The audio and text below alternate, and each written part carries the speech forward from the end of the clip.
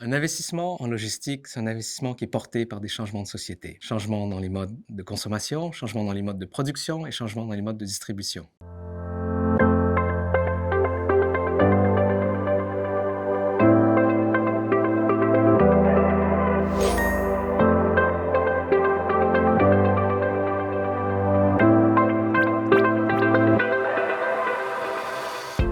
On a surtout observé un vrai décalage entre l'offre et la demande. Côté demande, depuis 5 ans, tous les ans, il s'est loué à peu près 3,4 millions de mètres carrés de logistique, ce qui est à peu près 50% de plus que la moyenne annuelle des 5 années qui précèdent. Cette augmentation de la demande est liée surtout au e-commerce, un phénomène qui s'est bien évidemment amplifié pendant le Covid. Côté offre, on a une vraie raréfaction du foncier. Le taux de vacances en France, par exemple, est en moyenne de 3,6%. Dans certaines régions comme à Lyon, il est aussi faible que 0,1%. On considère normalement qu'un marché immobilier est à l'équilibre quand le taux de vacances est autour des 5%.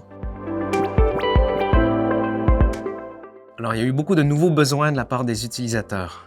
Ces besoins, ce sont par exemple des délais de livraison raccourcis, une baisse des volumes des colis, des points de livraison qui sont beaucoup plus petits, beaucoup plus fragmentés, une amplitude horaire des livraisons qui s'est amplifiée. Donc en réponse à tous ces nouveaux besoins, il a fallu créer des nouveaux sites de messagerie en bord de ville et aussi des sites de logistique du dernier kilomètre dans les villes elles-mêmes.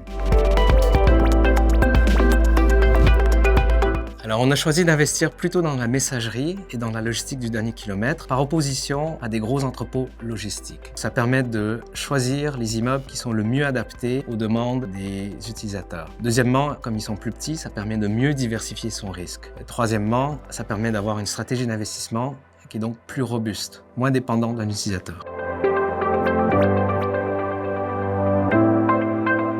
On a acheté récemment un site de messagerie vers Poitiers. Le site a un locataire existant. Le site a également la réserve foncière avec la constructibilité résiduelle. Si le locataire décide de rester, il peut rester dans le bâtiment existant. On peut également lui proposer d'agrandir le bâtiment avec la réserve foncière. Et si le locataire part, on peut soit louer le bâtiment existant, soit le démolir et en construire un nouveau, incluant la réserve foncière et la constructibilité résiduelle, pour proposer un bâtiment qui sera à la fois plus grand et aussi plus moderne à un nouvel utilisateur.